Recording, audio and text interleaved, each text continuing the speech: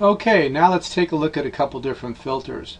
But before we do that, I want to combine all these layers into a single layer so I can work on it as a whole and still retain these layers if I need to make any changes later.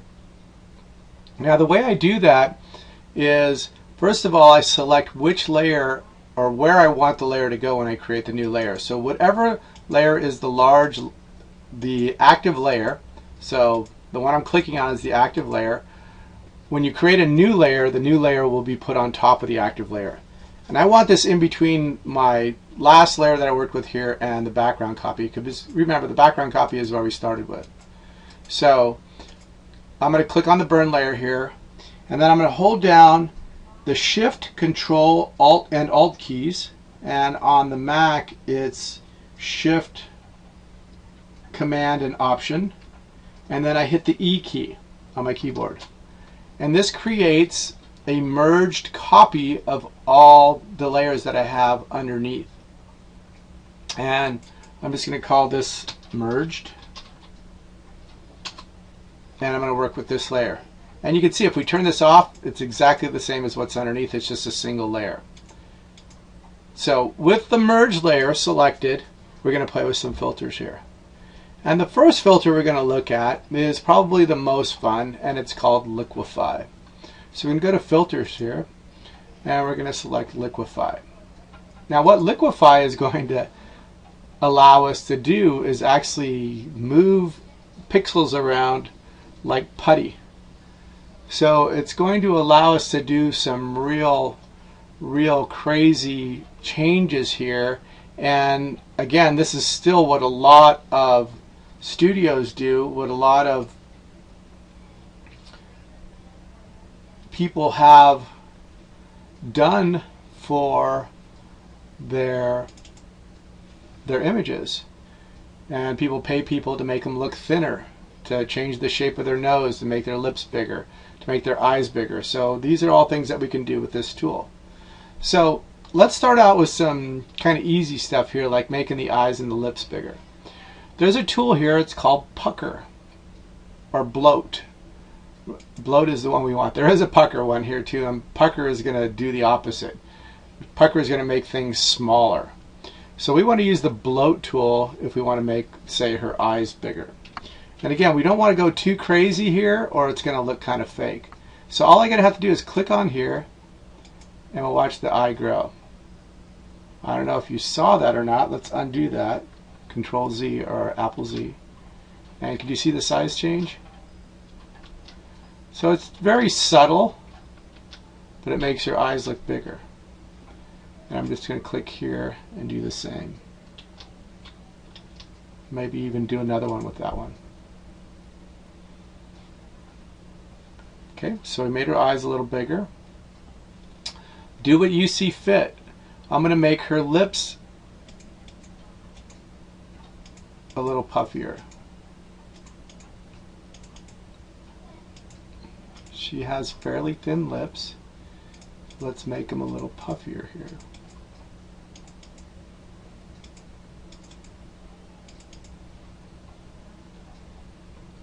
Okay, so I don't know if we're going to be able to see. Nope, that's showing before and after.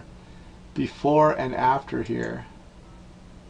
Yeah, it's really hard to see it there. This is not going to make a difference here if we show that. I'm trying to see if there's a way to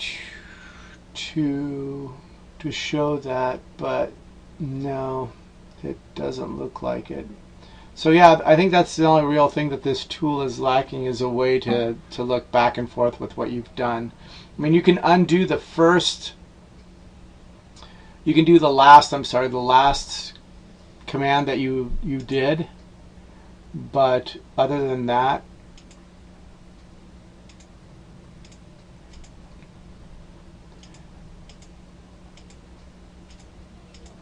so I'm just making her lips a little puffier. Made her eyes a little bit bigger. I don't want to go too crazy on the lips and the eyes because then it starts looking fake. Now here's where the real fun begins, and when you're looking at working with photographs of models, as we saw in the movie, in the lecture movie, We can change body parts by moving things around and making them look thinner, or actually changing the shape. So to do that, we're going to use this tool here, which is the warp tool. And in order to use this, we need to get the brush the right size. So let's say we want to make her cheeks look thinner. What I'm going to do is I'm going to drag the pixels in here. See them moving? And again, I want to be really subtle here, but we're changing the shape of her jawline here. And if you use too small of a brush, you're going to get a lot of indentation here. I'm still getting a little bit here. I really have to be careful with what I'm doing here. Would probably bring this cheek in here some to make her face look thinner. And maybe, let's see if this is, oh, show backdrop. Yeah, that's where it was before. And that's how it is now.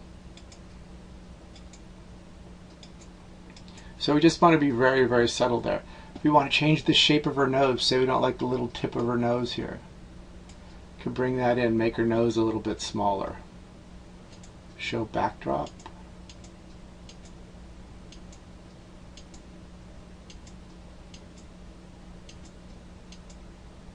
So there's a lot we could do with this. We could shape her ears. We could make her look like Spock.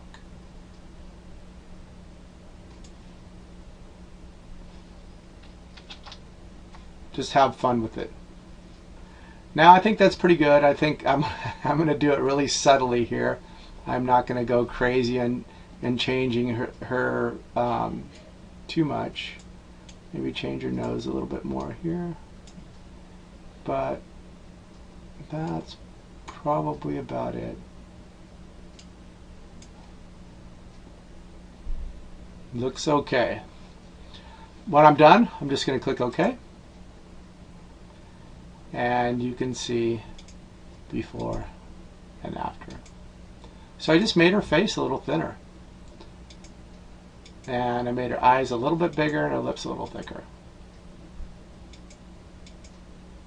Change the shape of her nose just a tiny bit. Okay, it's subtle, but it really makes a difference. So that's the liquify tool. The next one we're going to look at is to do her skin, to get her skin that really airbrushed look. And to do that, I'm going to duplicate this layer here again, this merge layer.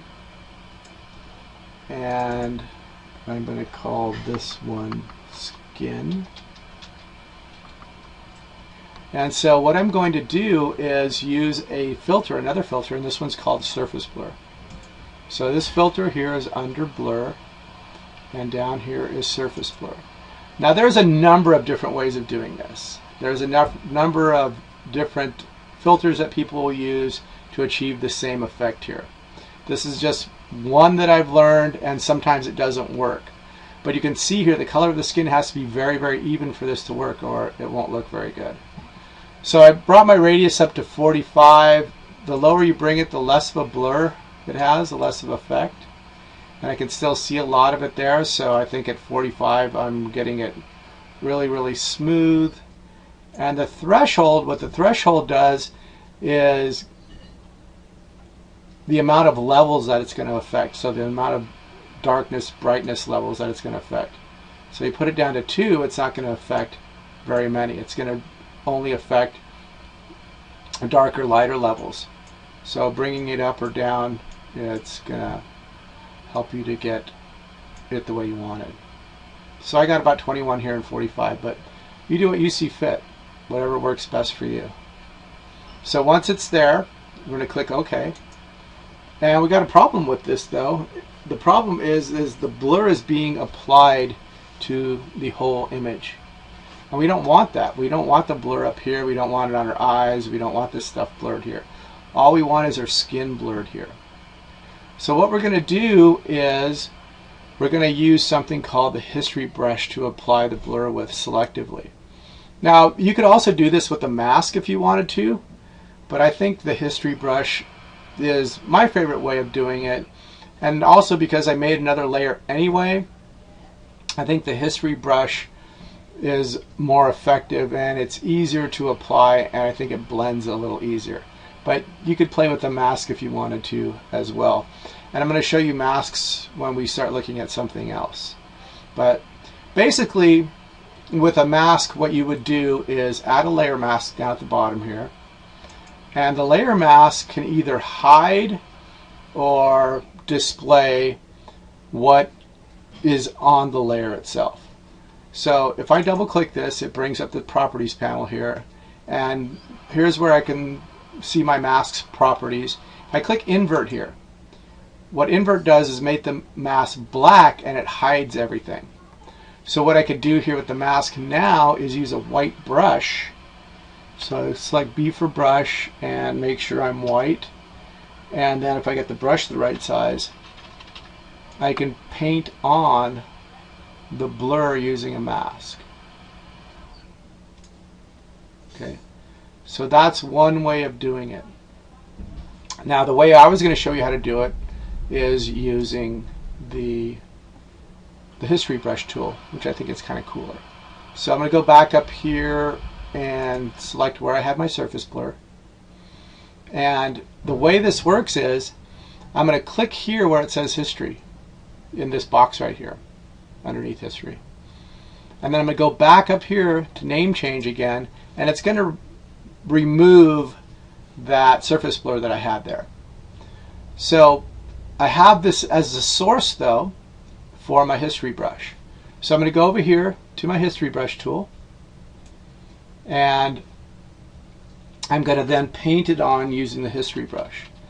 Now the advantage of doing this with the history brush is I can adjust the opacity, I can adjust the flow, I can adjust the way it blends. And this is really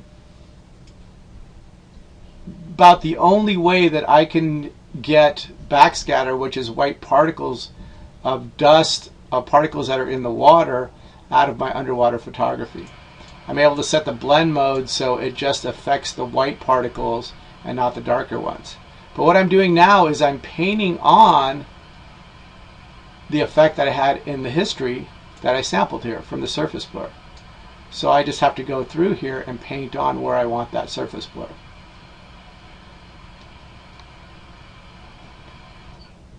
And I don't want to paint it on where I want to keep detail. So I'm going to do the big stuff first, and then I'll go back and zoom in on the eyes and around the mouth to get those areas as well. And I might not have needed it there, so I would have to undo that if I didn't want to keep it there, but we'll just keep that there for now. And that's her face pretty much. I mean, that's what it looks like. If I wanted to though, I could add it to her ears. I think I do want to add it to her neck as well.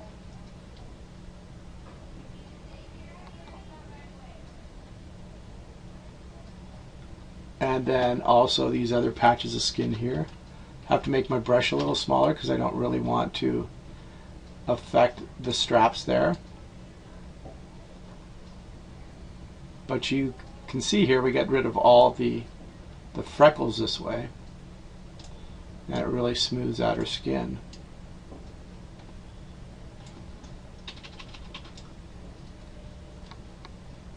So she has the perfect airbrushed skin here.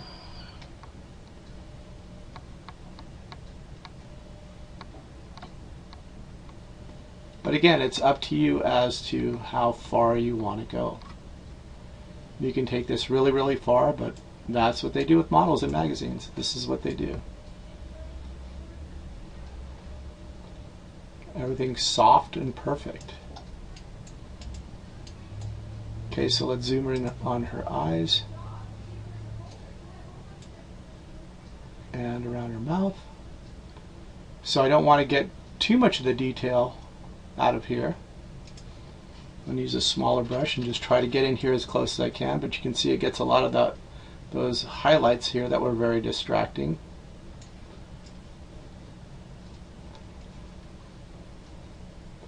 And pretty much just gives her skin that ultra smooth look I don't want to get too much of the eyebrow because I'm going to lose some detail here. And then I can go over to her other eye and do the same thing.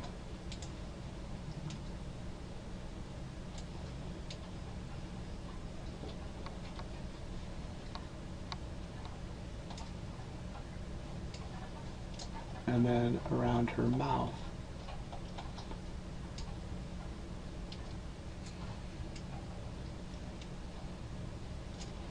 So it kind of smooths out the hairs on her mouth too, or any hairs that she has on her. Kind of gets rid of those specular highlights there that are popping up. And gets everything nice and smooth.